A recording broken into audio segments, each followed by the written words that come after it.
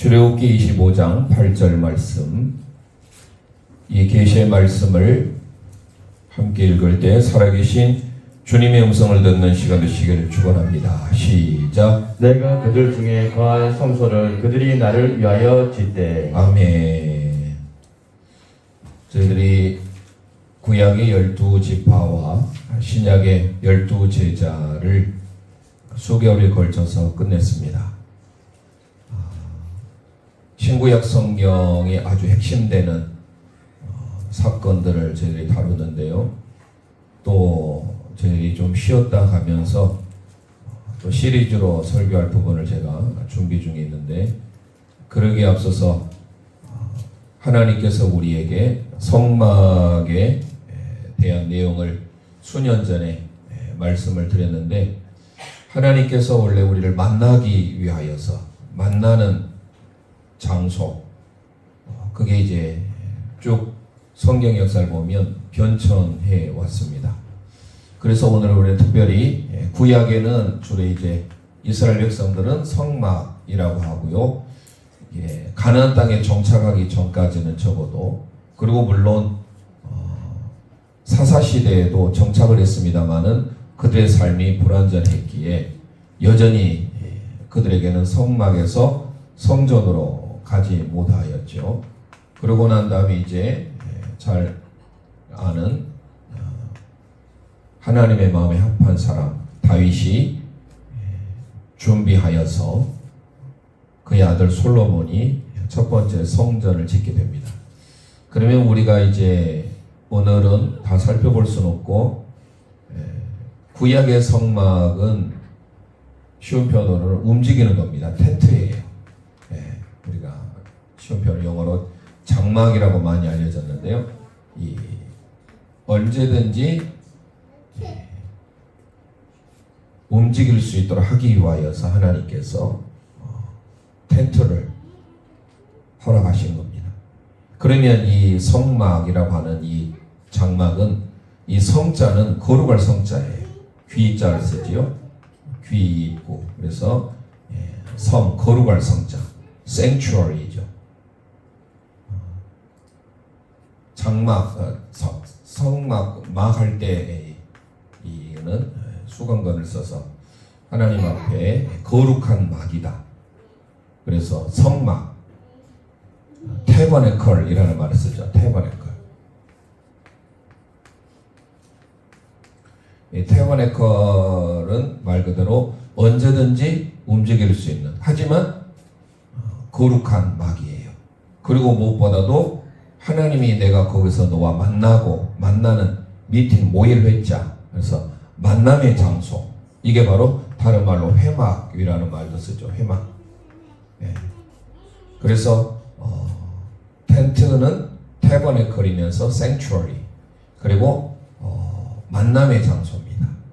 하나님께서 이스라엘 백성들, 그래 얼마나 이게 중요했는지 오늘 말씀을 이제 살펴보면서 오늘 마지막 결론에 이 성막이 어떻게 해서 변화되는가를 살펴보면, 첫 번째 하나님이 우리를 만나는 곳이 있었습니다. 우리의 인류의 조상 아담과 하와가 만났던 에덴 동산. 에덴 동산에서 하나님께서 만나셨지 않아요? 그래서 그 에덴 동산에 죄가 들어오게 되므로 드디어 이제 출애굽기 19장에 하나님께서 부르시죠. 거룩한 백성으로. 좀 더 이제 함께 읽어보겠습니다만은, 그리고 모세를 시내산에 부르습니다. 시내산에서 왜 하나님께서 모세에게 40일 동안을 그에게 있게 하셨는가? 그걸 가만히 보면 결국은 성막이거든요. 출애굽기 내용을 보면 성막에 대한 것을 하나님의 방법대로 짓게 하기 위함이었습니다. 그래서 모세에게는 이제 하나님께서 성막이라 하는, 또 내가 너를 만나는 장소다 해가지고 성소라는 표현을 씁니다. 성소. 그리고 좀 전에 말씀드린 대로 회막, 만남의 장소. 레위기 1장에 가보면 여호와께서 모세를 만나는, 그래서 성막 또는 성소, 회막 이런 표현들이 많이 등장을 하죠. 그러고 난 다음에 이제 왕정 시대에 가면 이제 우리가 생각하는 성전, 집전이죠. 거룩한 전. 거룩할 성자에다가 똑같이 거룩할 성자를 쓰고 집전을 쓰죠. 집전. 거룩한 전이다. 성전. 이 성전은 다윗이 짓고자 했지만 우리가 아는 이 첫 번째 성전, 흔히 말한 대로 솔로몬이 짓기 때문에 솔로몬 성전이라고 많이 알려져 있죠. 그리고 이제 하나님의 말씀에 불순종하여서 북이스라엘이 먼저 기원전 722년에 멸망을 하고 아시리아에 의해서, 그리고 남유다가 바벨로니아에 의해서 기원전 586년에 망하게 되죠. 그러고 난 다음에 포로로 끌려가고 다시 귀환할 때 첫 번째 수르바벨에 의하여서 포로 귀환을 하죠. 그래서 이제 무너진 회파된 성전을 다시 짓게 됩니다. 이게 일명 수르바벨 성전이죠. 이 수르바벨 성전도 무너지게 되고 결국은 나중에 헤롯에 의해서 46년 동안 짓게 되는 헤롯 성전이 나오게 됩니다. 이 또한 AD 70년에 로마의 티투스 장군에 의해서 또 성전이 또 불타버리는 사건이 있죠. 그래서 이제 예수님께서 우리에게 복음서를 통해서 요한복음에 나중에 이제 살펴보겠습니다만은 누가 성전이다? 우리 예수 그리스도가 성전이다라고 말씀하죠. 그리고 더 나아가서 이제 우리 성도된 우리의 몸이 성전이다라고 고린도전서를 통해서 말씀하시죠. 그리고 이제 결국 우리가 정착하게 될 성전, 천국, 하늘나라, 이게 성전의 하나의 변천사라고 볼 수가 있겠습니다. 그래서 우리는 구약의 성막이 그냥 갑자기 누군가에 의해서 이렇게 나오게 된 것이 아니라 오늘 우리가 하나님 앞에 예배하는 이 성전이라고 하는, 물론 이 성전은 이 성전만을 말하고 있는 개념이 아닙니다. 나중에 결과는 이 땅에서 구약에서의 성도들은 그림자, 모형이었어요. 그래서 그 모형이 대표적으로 성막이었다고 한다면 점차 이 성막에서의 삶이 성전으로 바뀌어지게 되고, 이 성전은 사실 완전하진 않지만 평안이 있었고 안식이 있었고 위로가 있었던 것이에요. 물론 그들이 불순종해가지고 나중에 이렇게 회파되고 끌려가고 불타고 그런 아픔들이 구약의 역사였지만, 그래서 예수님께서는 진정한 안식일의 주인, 진정한 쉼, 평안을 주기 위해서 예수님이 오셨죠. 그래서 이제 보여지는 그 건물의 성전, 그 성전을 우리에게 추구한 것이 아닌, 그래서 우리가 진정한 안식과 진정한 쉼, 진정한 샬롬이 누구를 통해서 이루어지는가, 그래서 우리가 바라보게 되는 것이죠. 그래서 지금 저희들이 이렇게 예배하는 이 공간, 이것은 예배당, 교회당이죠. 그러면 오늘 엄밀히 면에 있어서 보면 오늘 우리는 교회라고 하는데, 이 모이는 에클레시아라고 하는 교회는 예수님을 머리로 하여서 우리가 갖고 몸된 지체들이 모여있는 모임이에요. 그래서 회막이 바로 모임 회자, 그것은 만남의 장소, 하나님을 예배하기 위하여. 자, 그러면 이제 다 살펴볼 수는 없고 오늘은 이 성막이 어떻게 변화됐고, 그러면 구약의 다음 시간에는 특별히 아브라함이 사랑하는 이삭을 바쳤던 모리아산, 왜 하나님은 그 모리아산을 택하셨고 그 모리아산이 그들이 그렇게 원했던 솔로몬이 성전을 지었던 일명 성전산이라고 알려졌거든요. 그 성전산, 구약의 소르바벨 성전, 헤롯 성전, 지금 이제 통곡의 벽이라고 하는 그 성전산, 지금도 이스라엘 성지순례에 가면 그 성전산을 가게 됩니다. 그래서 통곡의 벽을 또 가게 되는데요. 자, 구약의 이 성막이 그럼 어떻게 해서 나왔고, 그럼 왜 성막이 우리에게 중요한지, 시내산에 자꾸 하나님은 모세를 부르셨는데 그 모세를 부르신 목적이 무엇인지, 뭐하러 이스라엘 백성들을 그렇게 살게 하려고 하셨는지를 우리가 성경을 몇 군데 살펴보면서 살펴보고자 합니다. 그래서 우리는 성막과 성전을 크게 이제 구분을 할 수는 있어야 됩니다. 성막, 지금은 성막이 아니죠. 구약의 가나안 땅에 들어가기 전까지 그들이 진이 계속 낮에는 구름 기둥, 밤에는 불 기둥 이동을 할 때마다 멈추는 장소 지명이 있었어요. 그 지명이 42곳이에요. 42곳. 숫꽃, 예당 이런 곳에서 출발했던, 그래서 그 여정 가운데 이 42이 어떻게 나냐면 마태복음 1장에 가보면 40이라는 숫자가 나와요.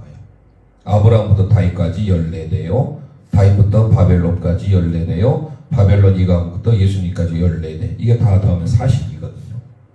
이게 그러면 14는 뭐냐? 다비드라고 하는 단어입니다. 다비드. 이 다비드가 다윗이에요. 달렛이 4고 바브가 6이고 달렛이 4예요. 그래서 4, 6, 4다니까 14죠. 14라는 숫자는 이스라엘 민족은 무조건 다윗을 떠올립니다. 14. 그만큼 다윗이 중요한 인물이죠. 그래서 이스라엘 국기가 또 다윗의 별이기도 하고요. 자, 그러면 이제 또 다른 쪽으로 많이 나가면 이제 서두가 너무 길면 또 늦어지니까 본론에 좀 들어가서 우리가 오늘 살펴보고자 하는 것은 성막, 그리고 성막에서 하나님께서 시내산 언약을 통하여서 그렇게 강조하고자 하셨다.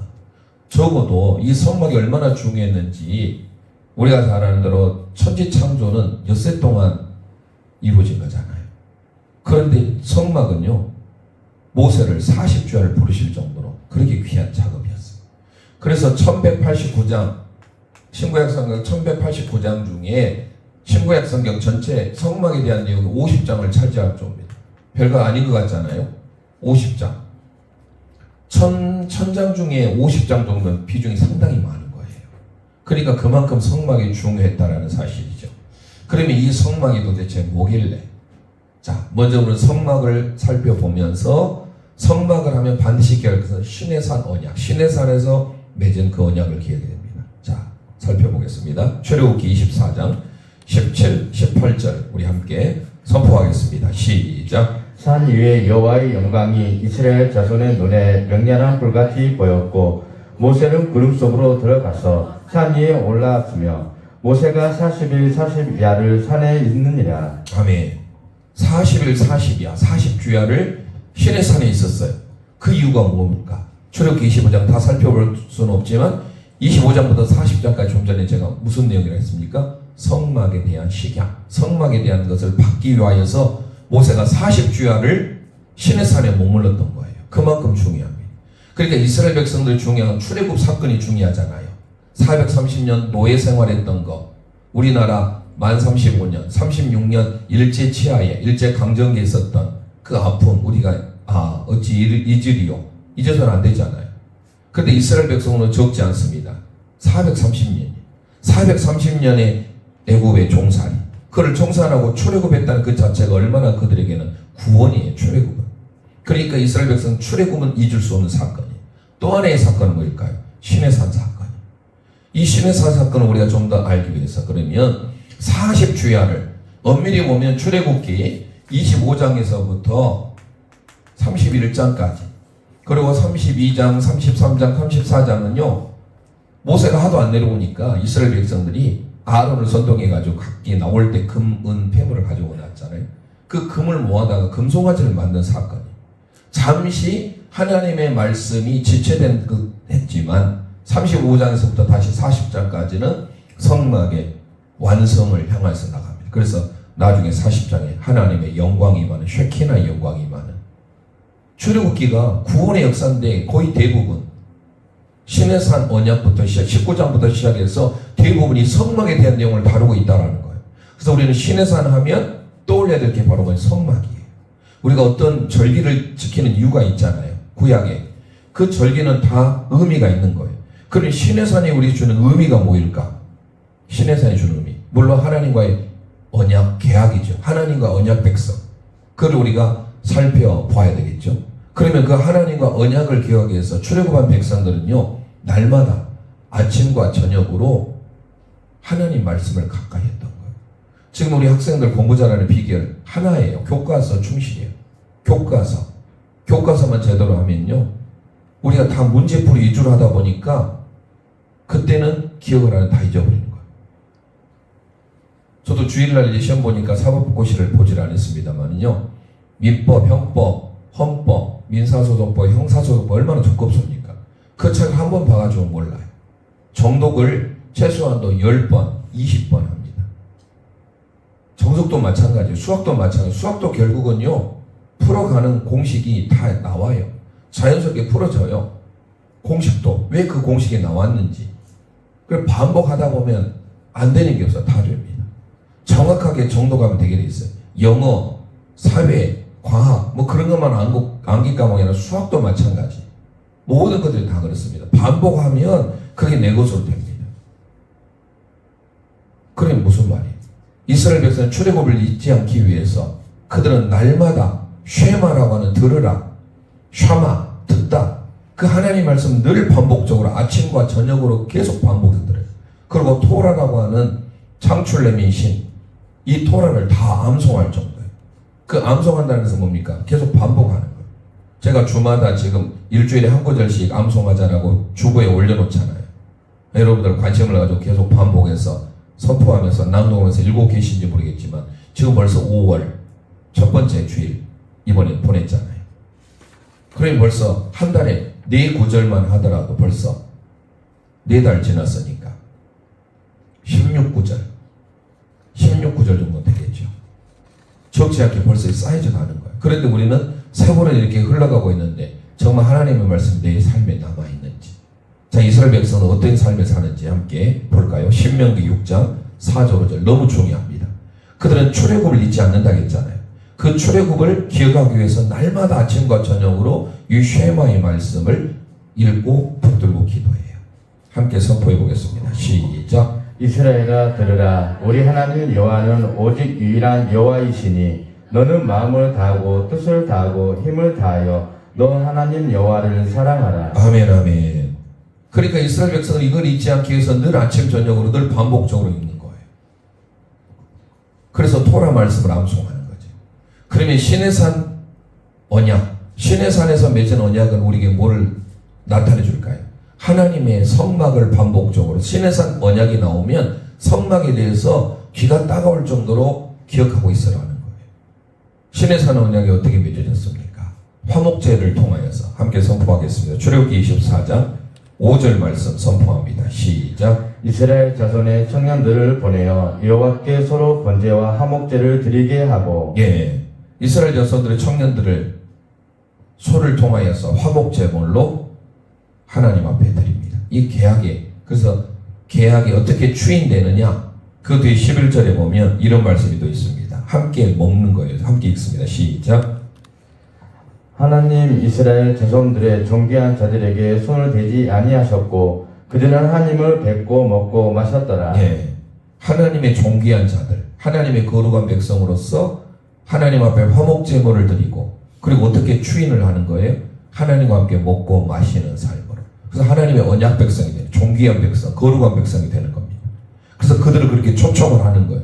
그게 바로 출애굽기 19장인 거예요. 개인적으로 살아가는 삶이 아니라 이제는 너희들은 공동체다라는 거예요. 그 대표적으로 유명한 출애굽기 19장이에요. 우리 함께 출애굽기 19장 4절에서 6절 말씀, 좀 길지만 아주 중요한 말씀입니다. 함께 선포하겠습니다. 시작. 내가 애굽 사람에게 어떻게 행하였음과 내가 어떻게 독수리 날개로 너희를 업어 내게로 인도하였음을 너희가 보았느니라. 세계가 다 내게 속하였나니 너희가 내 말을 잘 듣고 내 언약을 지키면 너희는 모든 민족 중에서 내 소유가 되겠고 너희가 내게 대하여 제사장 나라가 되며 거룩한 백성이 되리라. 너는 이 말을 이스라엘 자손에게 전할지니라. 아멘 아멘. 계약의 목적이 뭡니까? 나와 있잖아요.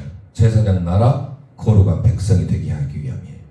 그러니까 왜 하나님께서는 시내산 언약을 맺었을까? 화목제물을 통해서 하나님과 먹고 마시는 그 언약식을 하게 됐을까? 오늘 우리가 계약을 하고 하다못해 뭡니까? 결혼도 다 언약이잖아요. 모든 것들이 다 서로 쌍방간에 이루어지는 거예요. 그럼 하나님과 이스라엘 백성과 공동체와 함께 맺은 이 언약, 시내산 언약은 반복적으로 무엇에 대해서 알려주기 위함이에요? 성막에 대한. 너희는 이제 거룩한 나라, 하나님의 소유된 백성이다. 세굴라라는 말이 이제 19장에 나옵니다. 이게 바로 모든 민족 내 소유가 된다. 그 소유가 세굴라라는 단어예요. 그러니까 하나님 앞에 제사장 나라, 거룩한 나라로 세워지기 위하여서 하나님께서 모세에게 이제 주시고자 한 게 있어요. 그게 바로 25장부터 나오는 게 바로 성막이라는 거예요. 그러니까 신의 산 언약하면 기억을 해야 됩니다. 날마다 뭐를 해야 될까요? 아, 성막이구나. 그러면 먼저 말씀드릴 건 성막과 성전에 큰 차이가 있어요. 성막은 오직 하나님의 택한 백성, 이스라엘 백성들에게만 국한되어 있어요. 특수한 상황이에요. 이스라엘 백성들만 하나님 앞에 예배할 수 있는 곳이 성막이에요. 아무나 접근 못합니다. 그러면 더 확장돼서 성전은 뭐예요? 먼저 말씀드린다면 성전은 저와 여러분 이방인 모두에게 다 열려있는 게 바로 성전이에요. 얼마나 은혜입니까? 그러니까 구약에는 특별히 이게 하나의 어떤 특수한 상황이었다는 이게는 보편적인 상황으로 확장되어 가는 거예요. 자, 그런 면에 있어서 우리는 구약의 성막이 얼마나 중요한지, 하나님의 제사장 나라, 거룩한 백성으로 세움받기 위하여서 그들에게 필요한 게 바로 성막이었다라는 거예요. 얼마나 중요했으면 모세에게 40주야를 시내산에 머물게 하면서 그거를 주셨을까? 이렇게 생각이 와야 되겠죠. 그래서 구약의 성막은요, 정말 하나님이 만나고 하나님이 임재하는 장소였어요. 그래서 먼저 살펴봅니다. 에스겔 10장 1절을 가보겠습니다. 성막은 하나님이 어디에 계신 분인지 소개합니다. 함께 고백합니다. 시작. 이에 내가 보니 그릇돌 머리 위 궁창의 나무석 같은 것이 나타났는데 그들 위에 보좌의 형상이 있는 것 같더라. 예. 구약에는 그룹이 있으면 그 그룹 위에 계신 분이 바로 하나님이시다라는 거예요. 그룹이 어디 있습니까? 지성소에, 그것도 법궤 뚜껑에 그룹이 있어요. 속죄소의 뚜껑에. 그 그룹 위에 계신 분, 위에 계신 분이 바로 하나님이셨다. 하나님이 임재하신 곳이 바로 성막이었다. 엄밀히 보면 지성소의 법궤, 하나님의 거룩하심이 법궤 위에 그룹에 임하였다. 에스겔을 통해서 말씀하는 거예요. 그런데 성전은요, 그 지성소에만 계시던 그 하나님이 점차 어떻게 됩니까? 그룹도 원래는 그전에는요, 우리가 아마 기억나실 거예요.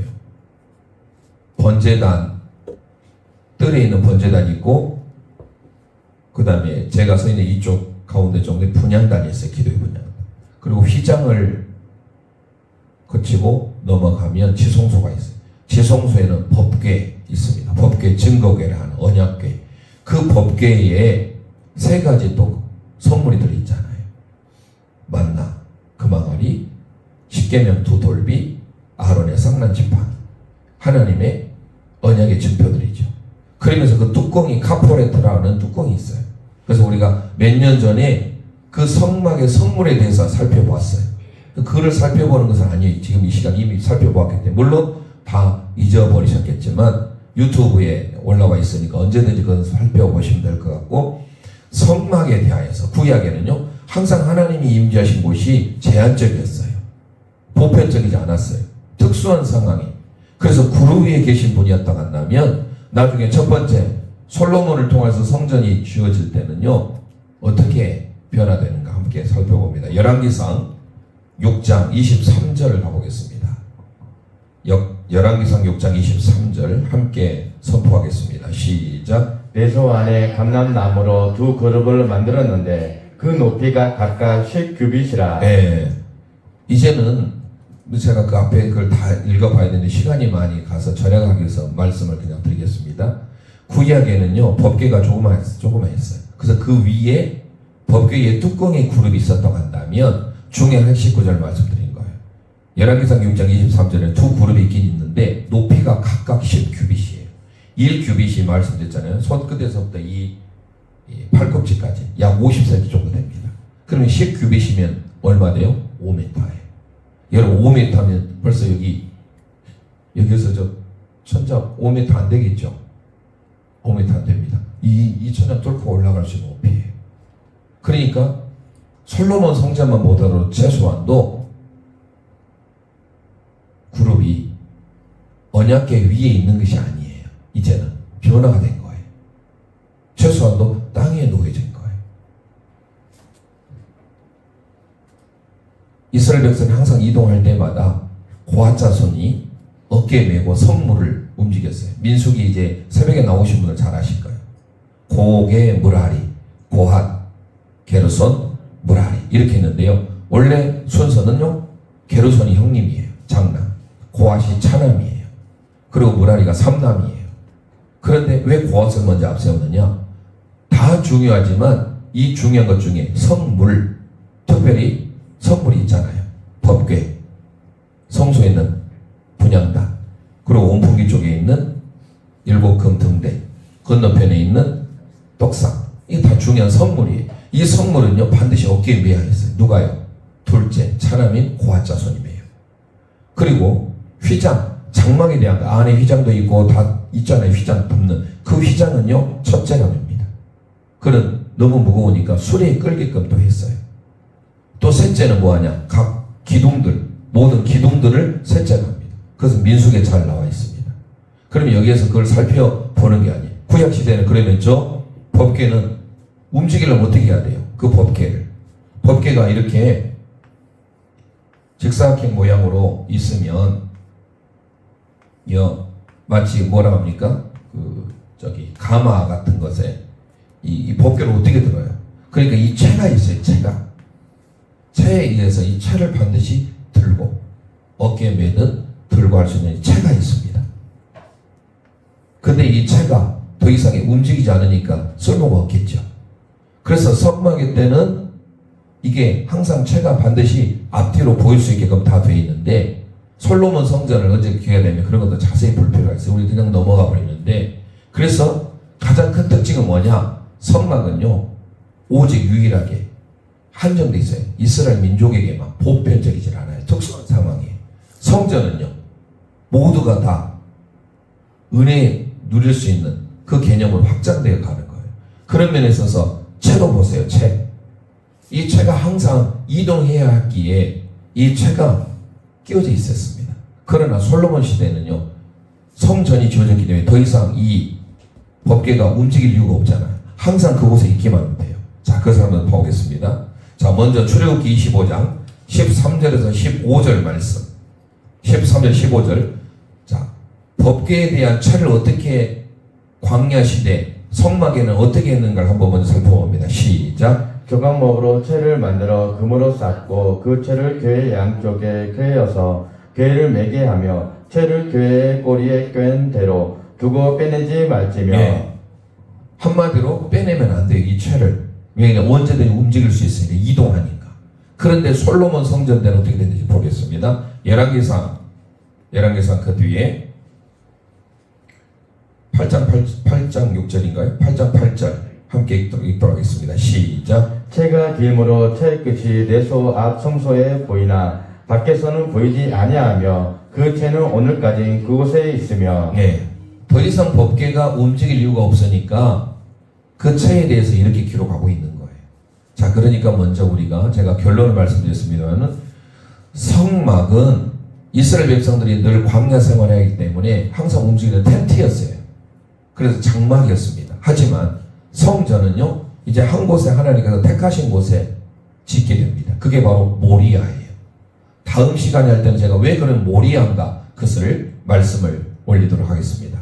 자, 그러면 이제 더 발전해서 이렇게 해서 이제 구약에는 성막은 좀 전에 말씀드린 대표적으로 제가 법궤 그리고 캐루빔이라는 그룹에 대해서만 말씀드렸는데 이제 이 성막이 어떻게 변화되는지 그 의미가 뭔지 하나님께서 늘 함께 하시는 것이 결국 우리에게 어떤 의미를 주려고 하는 건지를 생각해 보겠습니다. 자, 출애굽기 20장 11절 우리 함께 선포하겠습니다. 시작. 이는 엿새 동안에 나 여호와가 하늘과 땅과 바다와 그 가운데 모든 것을 만들고 일곱째 날에 쉬었음이라. 그러므로 나 여호와가 안식일을 복되게 하여 그 날을 거룩하게 하였느니라. 아멘.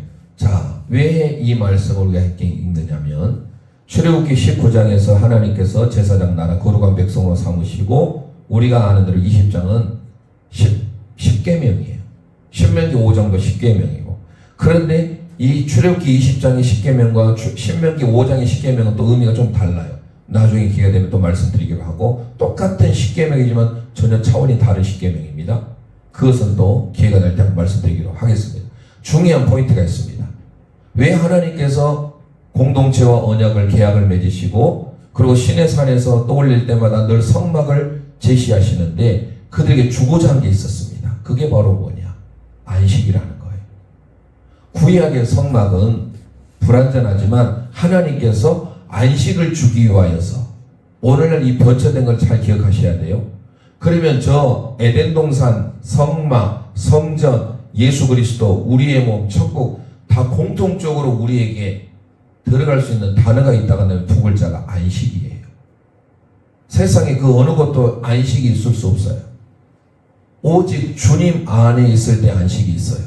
그런데 부분적이지만 구약의 성막을 통하여서 주님께서는 그 지친 광야 생활 가운데 그들에게 가나안 땅을 향해 가는 그들에게 진정한 메누하라고 하는 쉼, 안식을 주고자 성막을 만들게 하셨다라는 거예요. 왜 성막을 만들게 하셨는가? 그 이유를 우리가 알아야 됩니다. 그런 면에서 오늘 우리가 드리는 주의 날, 우리에게 안식의 의미예요. 사람이 쉬지 않고 계속 일해보세요. 어떻게 될까요? 소진하죠. 쓰러집니다. 과로로. 우리에게 쉼이 있다라는 것은 바로 그런 의미예요. 그런 의미에 있어서 오늘 우리가 하나님 앞에 예배하는 지금으로서는 뭡니까? 성전, 교회가 있다라는 것은 우리를 위한 하나님의 은혜의 방편이에요. 그래서 성막, 성전은 진정한 안식을 향해서 나아가는 발걸음이에요. 구약에는 안식이 부분적이었어요. 오직 누구에게만? 택한 이스라엘 공동체에게만. 그러나 이 성막이 점차 이제 어때 이동하지 않냐고 한 곳에 머물게 되고 그러면서 진정한 쉼을 주시고자 한 겁니다. 또 살펴보겠습니다. 신명기 12장 10절 말씀 우리 함께 선포하겠습니다. 시작. 너희가 요단을 건너 너희 하나님 여호와께서 너희에게 기업으로 주시는 땅에 거주할 때 또는 여호와께서 너희에게 너희 주위의 모든 대적을 이기게 하시고 너희에게 안식을 주사 너희를 평안히 거주하게 하실 때에. 아멘. 자, 우리가 결국 적과 꿀이 흐르는 땅을 가는 목적에 대해서 소개하고 있는데 우리에게 뭐를 주기 위하여서? 안식을 주기 위하여. 그 안식은 결국 뭡니까? 평안이에요. 샬롬이에요. 그래서 안식의 사람, 평안의 사람, 노아가 그런 의미에 있어서 안식의 의미를 담고 있습니다. 물론 노아만이 아니에요. 성경의 사람들이 다 진정한 안식, 진정한 쉼을 향해서 나아갔다라는 사실이에요. 시편의 기자 다윗이 그래서 이걸 잘 알았기 때문에 자기가 그렇게 하나님의 성전을 짓고자 한 거예요. 그런데 너는 전쟁에서 피를 많이 흘렸기에 내 아들 솔로몬 때 짓게 될 것이다. 너는 준비를 많이 할 수 있도록 하겠다. 자, 시편 132편 8절 말씀 우리 함께 선포하겠습니다. 시작. 여호와여 일어나사 주의 권능과 궤와 함께 평안할 곳으로 들어가소서. 아멘. 주의 권능의 궤와 함께. 이 궤가 뭡니까? 법궤예요. 주의 권능의 궤와 함께 평안한 곳으로 들어가게 하소서라고 고백하잖아요. 그 평안이 뭐예요? 안식이에요. 그러니까 구약의 이 성막은 항상 법궤 위에 그룹이 있었어요. 그 그룹에 하나님이 임재하신 곳이라고 생각했고 그것을 통해서 진정한 평안과 쉼과 안식을 누릴 수 있었다고 한다면 다윗이 그렇게 원했던 성전을 통하여 주의 궤와 함께 권능의 궤와 함께 평안을 누리게 평안한 곳으로 들어가게 하소서. 그 평안이 뭐예요? 메누하라는 단어예요. 히브리어로. 근데 놀라운 것은 그의 아들 솔로몬이 평안의 사람, 안식의 사람, 메누하였다라는 거예요. 자, 우리가 시간이 없어서 다 살펴볼 수는 없고요. 역대상 22장 원래 6절, 7절, 8절 다 읽어봐야 돼요. 다윗이 그 아들 솔로몬을 불러 이스라엘 하나님 여호와를 위해 성전 건축하기를 부탁하여 7절 다윗이 솔로몬에게 이르되 내 아들아 나는 내 하나님 여호와 이름을 위하여 성전을 건축한 마음이 있었어.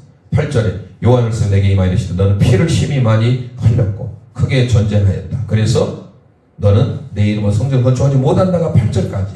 그 다음에 9절이 나옵니다. 자, 9절 말씀 함께 읽어봅니다. 시작. 보라 한 아들이 너게서 나리니 그는 온순한 사람이라 내가 그로 주변 모든 대적에게서 평온하게 얻게 하리라. 그의 이름을 솔로몬이라 하리니 이는 내가 그의 성전에 평안함과 안일함을 이스라엘에게 줄 것입니다. 아멘 아멘. 성전 건축에 대하여서 다윗이 그렇게 간절한 열망이 있었지만 너는 안 된다. 그래서 너희 아들 솔로몬, 너에게서 날 솔로몬 아들을 통하여서 근데 밑줄 하세요. 중요한 단어는 온순한 사람. 이게 바로 이시메누하입니다. 평강의 사람, 안식의 사람. 그러니까 성전을 통하여서 진정한 뭐가 온다라는 거예요? 평강과 안식이 온다라는 거예요. 그러나 진정한 평강과 안식을 그들이 누렸어야 되는데 사람이 연약하다 보니까 자꾸 죄를 지어요. 성전을 통하여서 그렇게 다윗이 평안의 사람, 안식의 사람을 원했지만 그는 전쟁에 피를 너무 많이 흘렸기에 너를 통해서 날 아들이 짓게 될 것이다. 그러면서 그는 온순한 사람이다. 평안한 사람이다. 안식의 사람. 그런 면에 있어서 우리는 성막이 성전으로 향하여서 가는데 구약에는 부분적이에요. 그래서 솔로몬 성전이 폐허가 되고 나중에 귀환에서 수룹바벨 총독이 다시 폐허된 성전을 다시 지어요. 그래도 폐허가 돼요. 그러고 나중에 헤롯이 46년 동안에 다시 짓잖아요. 나중에 주님께서 말씀하시잖아요. 그러면 구약의 성전에 구약의 성막이나 성전 모든 것들은 다 뭐예요? 그림자예요. 모형이에요. 이거를 히브리서 기자가 잘 소개합니다. 히브리서 8장 5절 먼저 선포합니다. 시작. 그들이 섬기는 것은 하늘에 있는 것의 모형과 그림자라. 모세가 장막을 지으려 할 때에 지시하심을 얻음과 같으니 이르시되 산과 모든 것을 산에서 너게 보이던 본을 따라 지으라 하셨느니라. 아멘.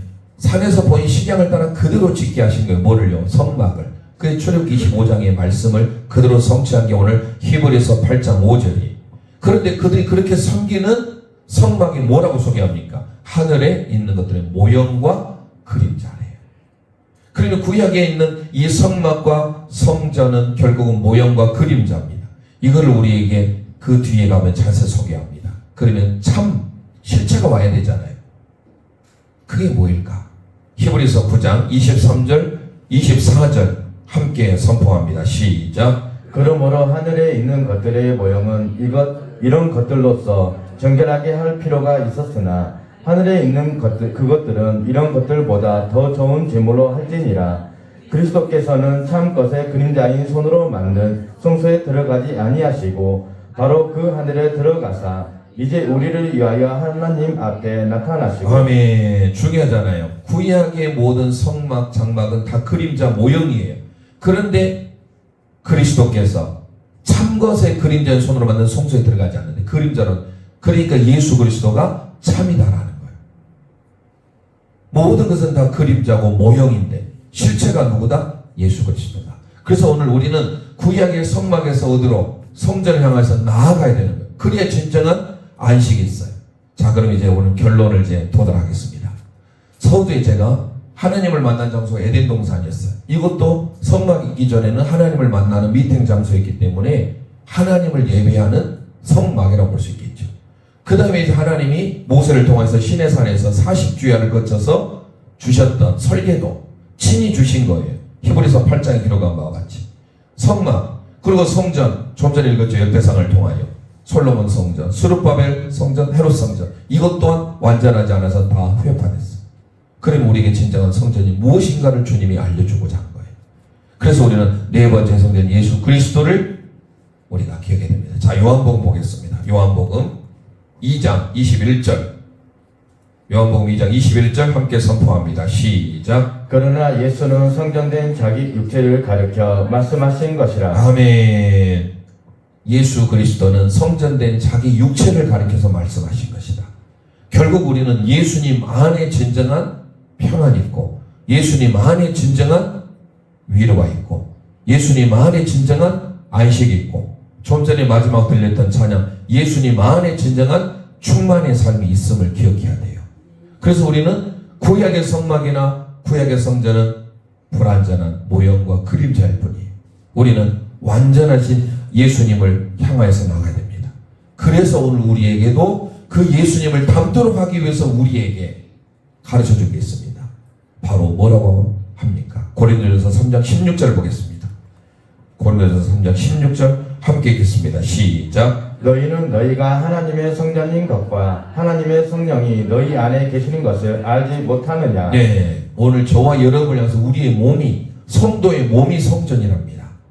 그러니까 예수 그리스도를 향하여서 진정한 만족을 누리려면 우리가 주님과 함께 동행해서 주님으로 인하여서 세상에 빠지지 아니하고, 좀 전에 우리 안수집사님 기도한 것처럼 우리가 날마다 예수님을 가까이 하는 삶을 살아야 되는 게, 성전된 몸을 바로 우리의 진정한 실체이신 예수 그리스도를 향하여서 나아갈 때, 그분과 함께 동행의 삶을 살 때 진정한 평안이 있고 진정한 안식이 있다라는 거예요. 자, 더 나아가서 우리에게 진정한 안식, 이 땅에 우리는 다 육체적인 종말이 옵니다. 언젠가는 다 하나님 품에 가야 돼.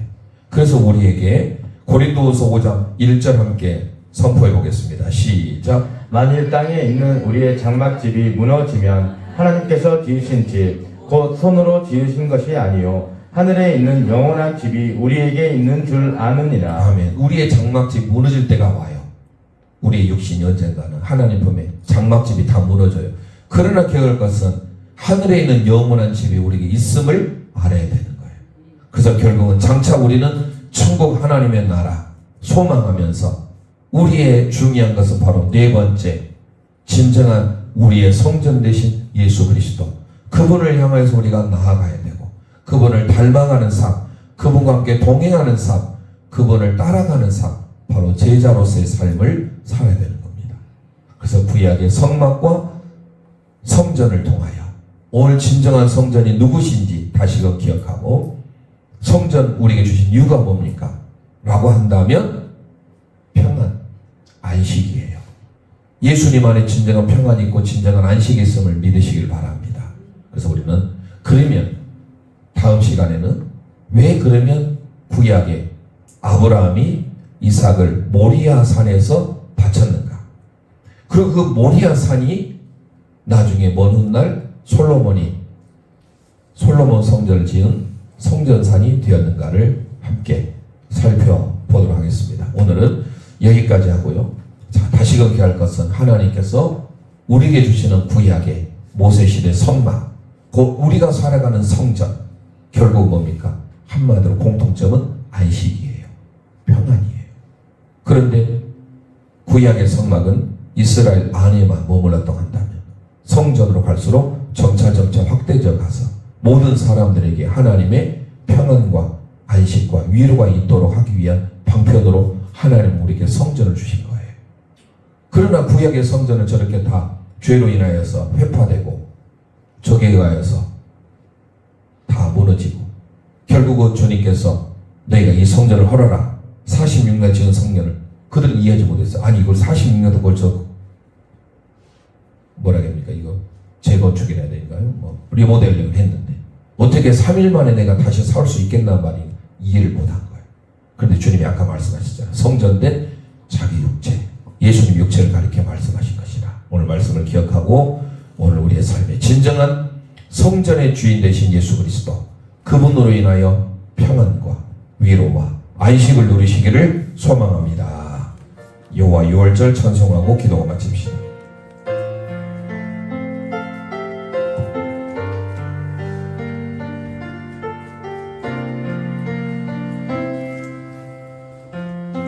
지극히 높은 주님의